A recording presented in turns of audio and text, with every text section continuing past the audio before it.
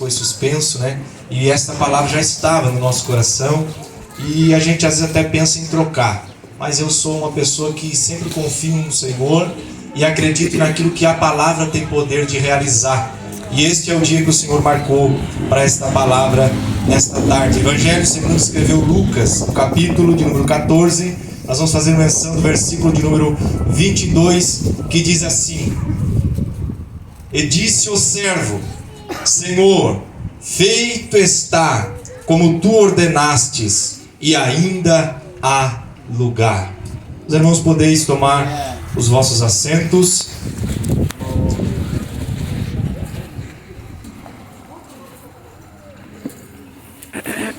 Quando nós olhamos para a Bíblia Sagrada, nós vamos perceber que o próprio Deus, desde o início da criação, Ele procura se relacionar com o homem, procura ter intimidade com o homem. Quando nós olhamos para a vida de Adão e Eva, Deus vinha diariamente no jardim se relacionar com Adão e Eva, ou dialogar com Adão e Eva. Nós vamos perceber que isso é interrompido por causa de uma desobediência, isso é interrompido pelo fato de o homem não levar em consideração aquilo que Deus havia estabelecido como um princípio, que desta árvore você não poderás comer. Esse diálogo é interrompido, mas nós vamos perceber que aquele projeto, aquele plano de Deus ter intimidade com o homem, de Deus entrar em diálogo com o homem, ele não foi interrompido. Nós vamos perceber na trajetória que Deus, ele vai ter uma intimidade, ele vai conversar, e vai dar algumas instruções a Noé. Noé pregou a palavra na sua geração, no meio da sua geração, e a Bíblia diz que a geração de Noé havia se corrompido, mas a Bíblia também diz que Noé andou com Deus. Noé permaneceu em comunhão com Deus que tentava, ou com Deus que havia entrado em diálogo com ele. Deus entrou em diálogo com Abraão, fez a ele uma promessa. E assim a história da Bíblia, a Bíblia vai relatando toda a trajetória de um povo a qual Deus escolheu para ser seu filho, para ser o povo a qual ia representá-lo na terra. Quando nós olhamos para o texto em que nós lemos, Jesus gostava muito de falar algumas coisas por parábolas. A parábola, ou o texto em que nós lemos, vai começar falando sobre humildade. Jesus vai começar a discorrer, dizendo que aquele que é humilhado será exaltado. De repente, no versículo de número 15, alguém vai dizer: bem-aventurado é aquele que comer na boda, ou cear na boda do Cordeiro. Quando esse texto sai, quando esse versículo sai, eu acho interessante que aquele mesmo povo que vai dar as costas para Jesus, Jesus agora vai contar a parábola da grande ceia. Ele vai mencionar de alguns convidados, os primeiros convidados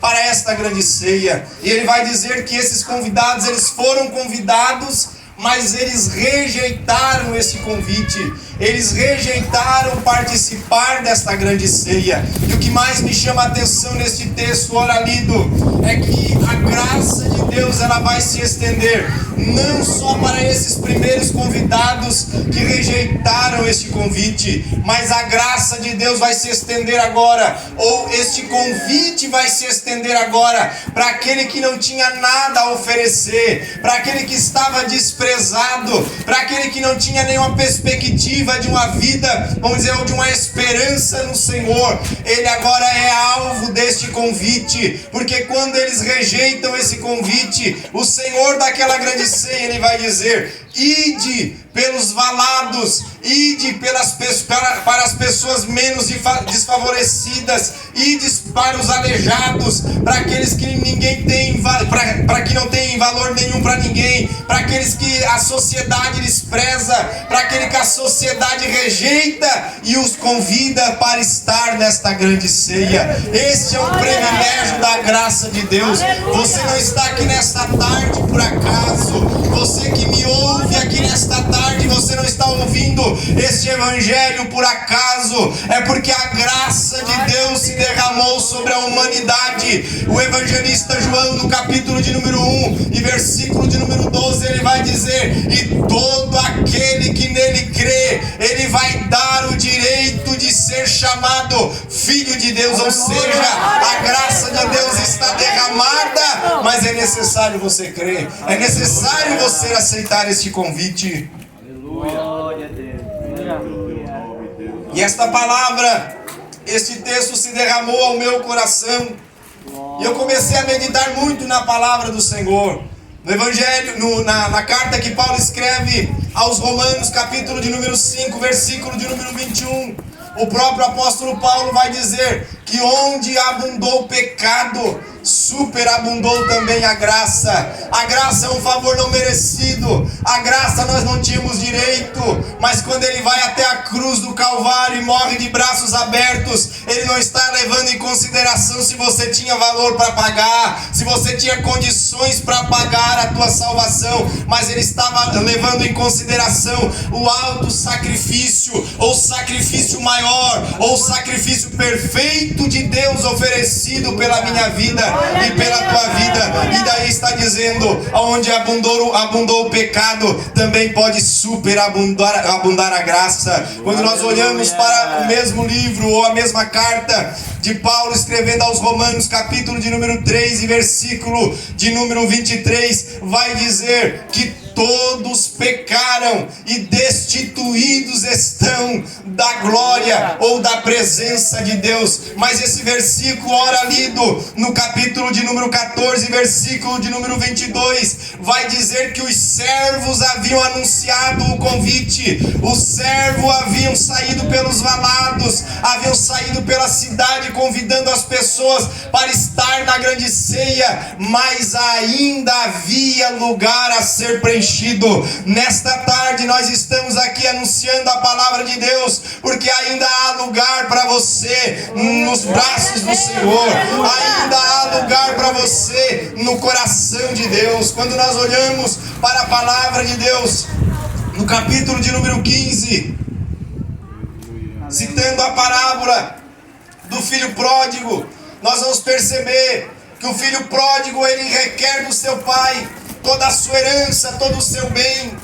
E o que me chama a atenção é que me parece que esse jovem estava cansado de esperar a morte do seu pai, porque a herança só era requerida quando o pai morria, o filho tinha direito à herança. Mas me parece que quando esse jovem chega ao seu pai e diz: eu quero a minha herança, é como se ele estivesse dizendo: eu estou cansado de esperar a sua morte chegar, me dá logo o que eu tenho e eu quero usufruir. E o texto vai dizer, eu sei que é muito conhecido, mas o texto vai dizer que aquele jovem pega toda a sua fazenda e ele sai, e o texto vai relatar no capítulo de número 15 que ele gasta todos os seus bens, e ele agora vai trabalhar com porcos. Isso para um judeu era uma afronta, isso para um judeu era descer no mais baixo escalão da sociedade. Mas o que me chama a atenção é que quando aquele jovem desceu no mais baixo escalão na mentalidade humana, ele caiu em si e ele vai tomar uma decisão na sua vida. Eu não sei de que forma você está vivendo diante da sociedade,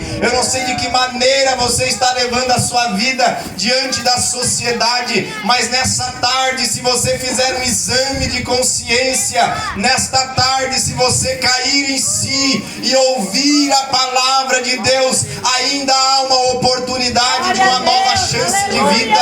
Porque quando este jovem cai em si, ele começa a ensaiar um discurso pensando naquilo que tinha na casa do pai. Na casa do meu pai, os trabalhadores da casa não passam fome. Na casa do meu pai, os trabalhadores do meu pai, eles calçam as sandálias nos seus pés, porque eles têm como conforto na casa do pai, eles têm uma boa vivência na casa do pai. Ele vai agora ensaiar um discurso, ele vai se levantar e vai sair em direção à casa do pai. Mas o que me chama a atenção não é que o texto vai dizer que ele se levanta e sai em direção à casa do pai, mas é que o pai estava aguardando, porque quando ele se levanta e está chegando próximo à casa do pai, o texto vai dizer que o pai ouviu de longe, ou seja, o coração do pai estava aberto todos os dias para ele. O coração do pai estava aguardando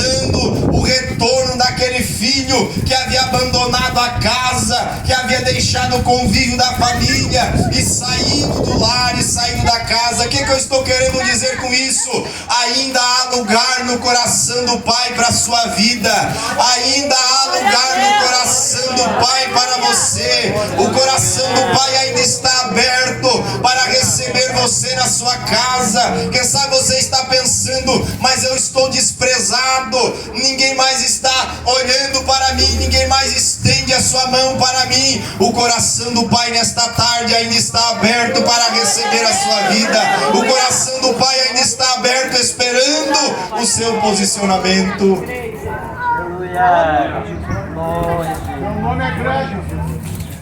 Quando o pai o viu, o pai correu, e o texto vai dizer que o abraçou como forma de carinho. O discurso que ele havia ensaiado, ele começa agora a mencionar ao pai: Pai, eu pequei contra ti, eu pequei contra os céus e contra ti. Já não sou digno mais de ser chamado teu filho, mas me recebe como um dos teus jornaleiros. É interessante porque o pai não dá resposta, o pai não diz nenhuma palavra, mas quando o pai ouve as palavras que ele tem a dizer, o pai vai dizer: traz-me sandálias. É interessante, eu citei equivocadamente, mas agora eu cito certo, que o escravo na casa do pai, ele não usava sandália. O escravo na casa do pai não tinha direito, porque ele era escravo, ele usava a sandália, ele andava de pé descalços. Mas quando ele se coloca na posição de escravo, na posição de servir, de servo, o pai não diz uma resposta, mas o pai vai dizer: traz sandália, porque na casa do pai quem usa sandália ainda é filho. Na casa do pai quem se arrepende, quem se entrega, quem traz à consciência aquilo que precisa ser feito, não é recebido como escravo, não é recebido como alguém que vai chegar para servir como escravo, mas é recebido como filho na casa. No Evangelho de João, capítulo de número 21, o evangelista João vai relatar a aparição de Jesus depois que Jesus havia ressuscitado. Jesus vai aparecer na Galileia. Jesus havia dito a Pedro que Pedro ia negá-lo, que Pedro ia se apostatar da fé, mas ele vai dizer: quando tu te converterdes, fortalece os teus irmãos. Os irmãos conhecem a história. Pedro nega Jesus 3 vezes. Jesus fita os olhos em Pedro quando Pedro nega.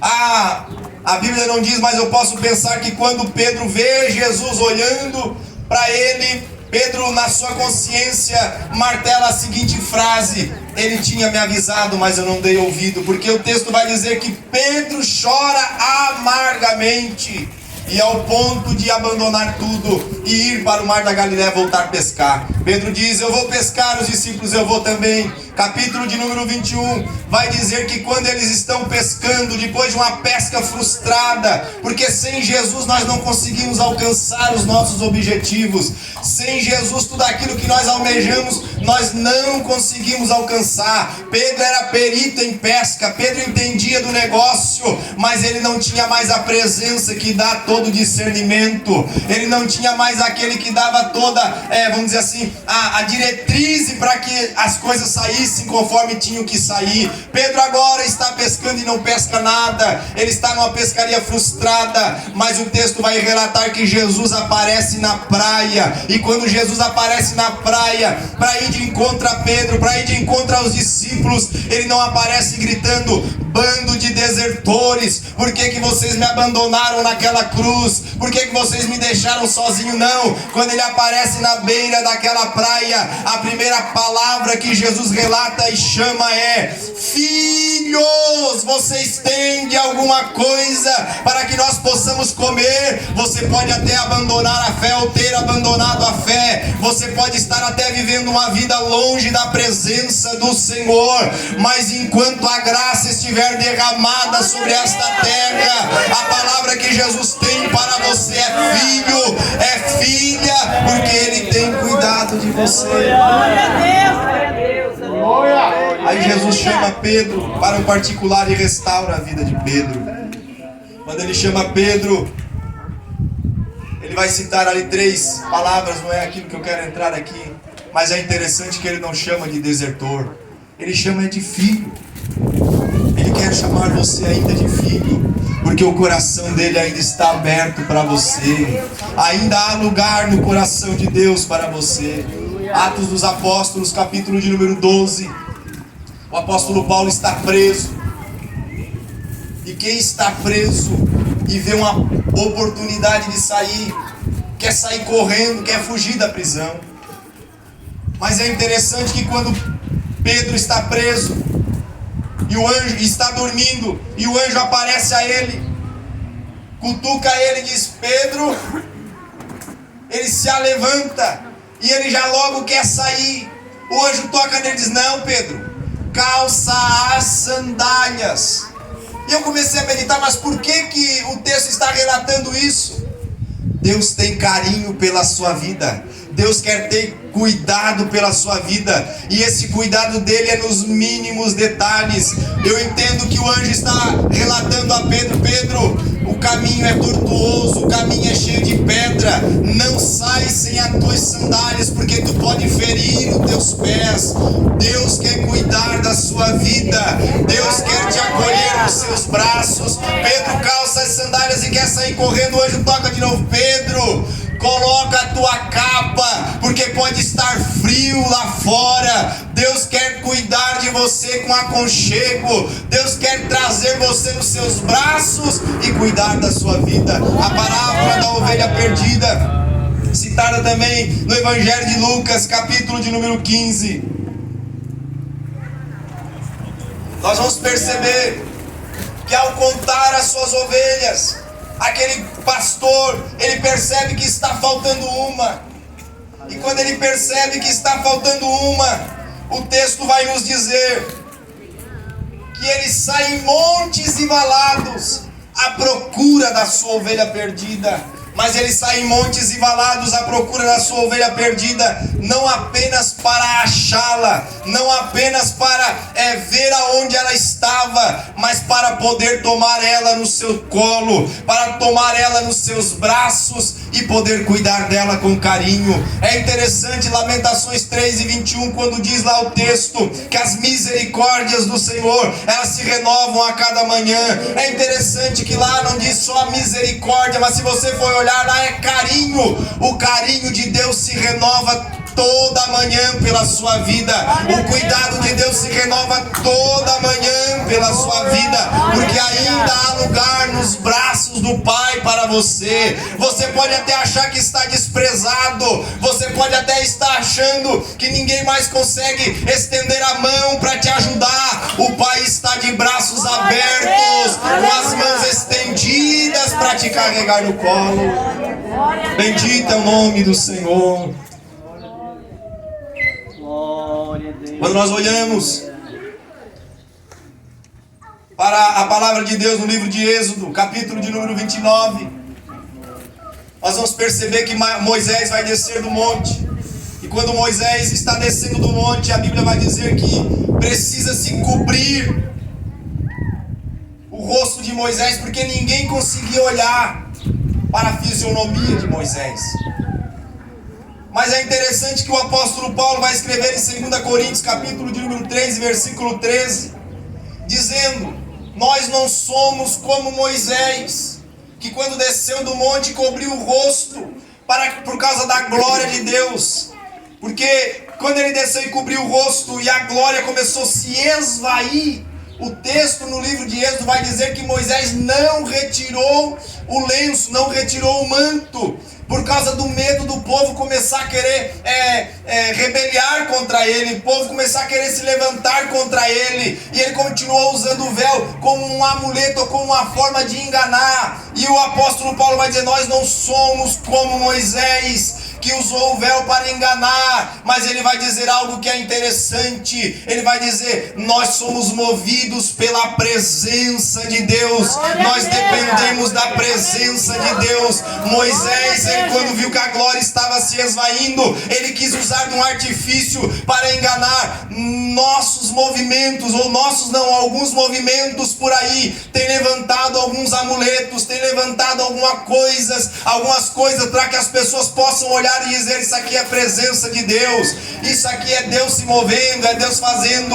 Eu e você não. O apóstolo Paulo vai dizer que nós não se contentamos com artifícios, nós só se contentamos com a presença de Deus. Nós ainda queremos a presença de Deus envolvida em nossas vidas, nós ainda queremos a presença de Deus na nossa casa, nós ainda queremos a presença de Deus se movendo no meio dos nossos cultos, no meio das nossas reuniões, porque ainda é a presença de Deus que faz a diferença. E o que o irmão está querendo dizer com isso? Porque ainda há lugar na presença de Deus para aqueles que se achegam ao Senhor. Aleluia, Senhor. Glória a Deus. Não se conforme com este mundo. Não se conforme com a maneira em que você está vivendo. Tenha coragem de dizer: eu quero viver algo novo na minha vida. Eu quero viver uma experiência extraordinária na minha vida. Sabe quando você vai viver uma experiência extraordinária? Atos dos Apóstolos, capítulo de número 2. Estavam todos com medo, todos acuados por causa da morte de Jesus Cristo e o medo de morrer também. Mas o texto vai dizer que de repente veio do céu um som como um vento veemente.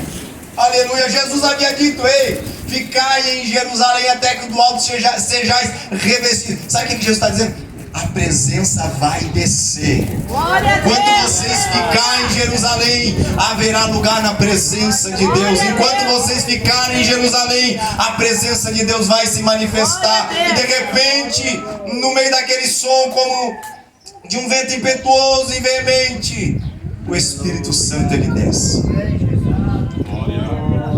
A experiência que aqueles homens vivenciaram mudou a vida deles. Porque aonde a presença de Deus chega, muda a vida deles.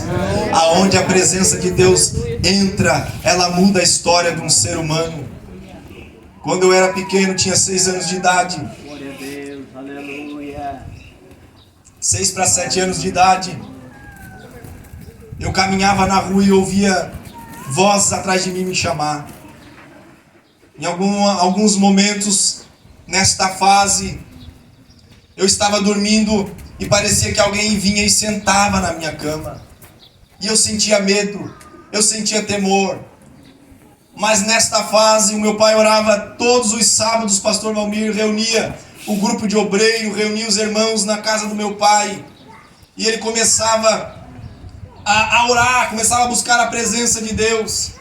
E um certo dia, nós não entendíamos nada, estávamos reunidos com o nosso pai. E nós começamos a orar juntamente com ele e os irmãos que ali estavam. De repente, um irmão começou a pular, o irmão começou a falar em línguas.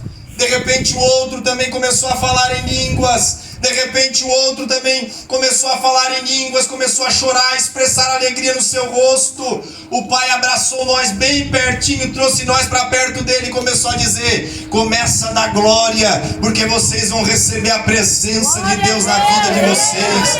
Começa a dar glória, porque o Espírito Santo vai batizar vocês. 6 para 7 anos nós não entendíamos nada, mas quando a presença de Deus tomou toda aquela casa, nós era pequenininho, nós começamos a chorar na presença do Senhor. Nós começamos a sentir a alegria do Senhor nas nossas vidas, porque ainda há lugar na presença do Senhor. E se nós estamos aqui, é porque o Espírito Santo desceu sobre nossas vidas, convenceu nós do nosso pecado. Glória a Deus. Quando eu tinha 15 para 16, quando eu retornei para a igreja depois de um tempo afastado, a primeira coisa que eu queria era a presença de Deus na minha vida.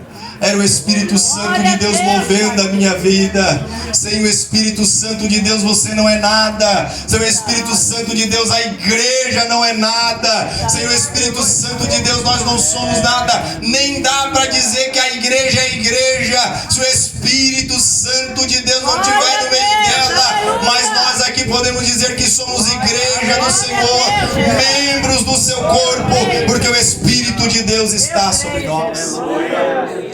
O salmista no Salmo, e eu já vou começar a encerrar, de número 84,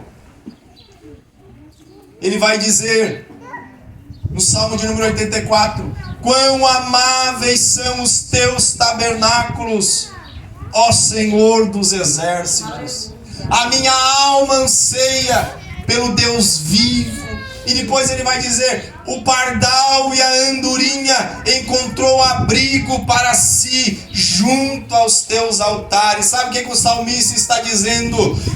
Ainda há lugar na presença do Senhor, ainda há lugar na casa do Senhor. É interessante que ele vai usar a figura do pardal e da andorinha para dizer que são dois animais desprezíveis, dois animais que ninguém dá valor, mas ele vai dizer, assim como o pardal encontrou abrigo, eu também estou abrigado na presença do Senhor.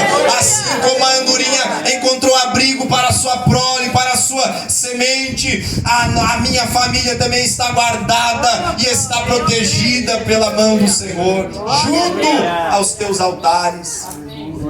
E essa citação ele vai dizer, junto aos teus altares havia o altar do sacrifício e havia o altar do incenso. O que o salmista está dizendo, quando eu entro na presença do Senhor, quando eu consigo chegar ao lugar da habitação do Senhor, no templo aonde o Senhor está habitando, eu encontro intimidade com Ele, eu encontro diálogo com Ele, eu consigo ouvir a voz dEle, mas Ele também ouve a minha voz. Eu oro a Ele e Ele responde a minha oração. E ainda tem mais, o que acontece? Quando ele cita os dois altares, ele também cita o altar do sacrifício. Glória a Deus, aleluia. Eu já citei que Jesus é o sacrifício perfeito de Deus. O salmista, quando ele está citando os dois altares, ele está dizendo, eu não encontro só intimidade com o Deus da casa, mas eu encontro salvação na casa do Deus da casa. Isso é interessante. Capítulo de número 14 do Evangelho de João. E eu vou começar a encerrar aqui. Jesus vai dizer algo. Não se turbe o vosso coração. Credes em Deus e credes também em mim. Na casa de meu Pai há muitas moradas. Eu quero encerrar esta mensagem dizendo para você que ainda há lugar no céu para nós. Aleluia. Você que ainda não é crente, você que ainda não se decidiu a sua vida a Cristo, ainda há lugar para você no céu. Ainda há lugar na presença do Senhor.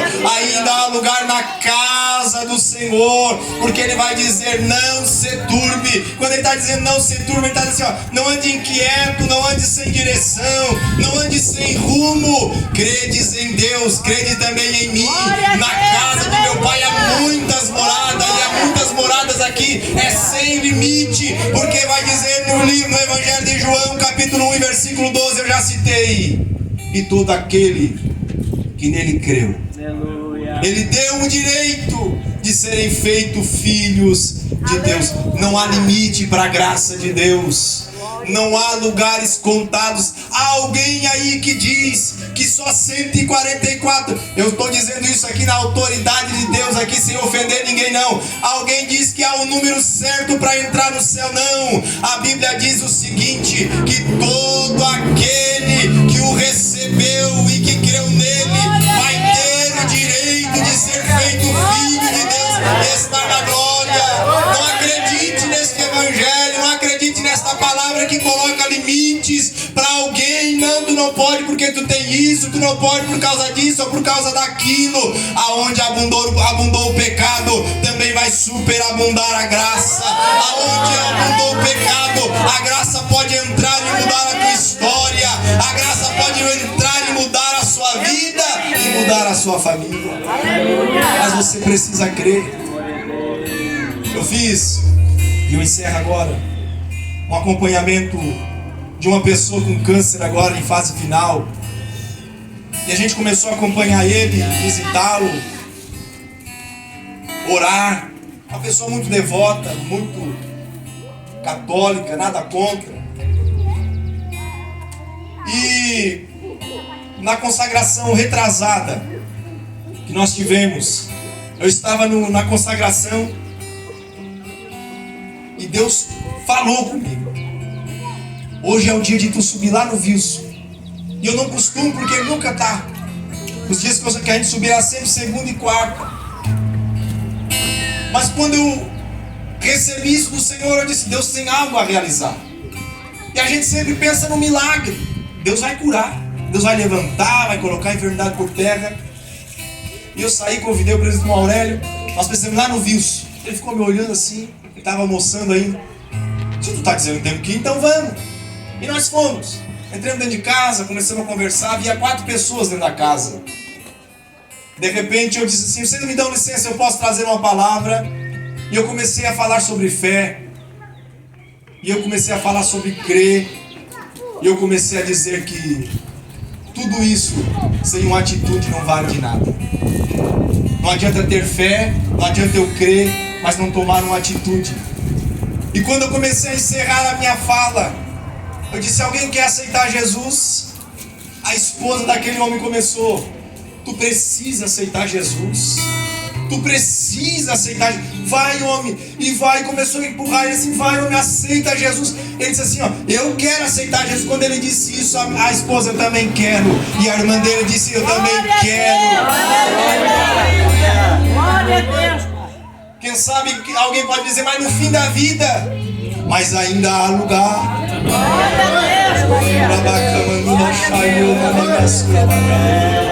Não interessa o estágio, não interessa o momento.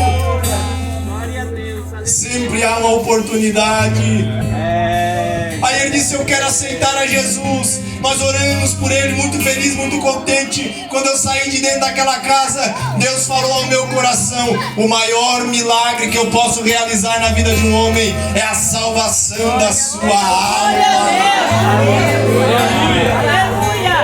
Anuncie a Cristo, pregue a Cristo, diga que Ele cura, diga que Ele liberta. Irmão, mas se nada acontecer, é com o Senhor. Mas se um pecador se arrepender, ele vai entrar no céu e você ainda vai receber galardão por isso. Eu fiz o sepultamento, nós fizemos o velório dele ontem. Fizemos não, né? A minha é muito católica. Ele morreu, faleceu. Mas ainda na segunda-feira eu subi lá. Sabe qual foi as últimas palavras que ele falou antes de nós sair? Eu queria ter conhecido vocês antes, para que eu pudesse ter aproveitado um pouquinho mais desta graça que vocês têm de Jesus Cristo. É hoje o dia oportuno. O amanhã é incerto na sua vida. O amanhã você não sabe o que vai fazer ou que direção vai tomar. Mas hoje ainda há lugar. Hoje ainda você pode se decidir. Hoje você ainda pode entregar a sua vida a Cristo. E Ele pode perdoar você dos seus pecados. Se coloque de pé.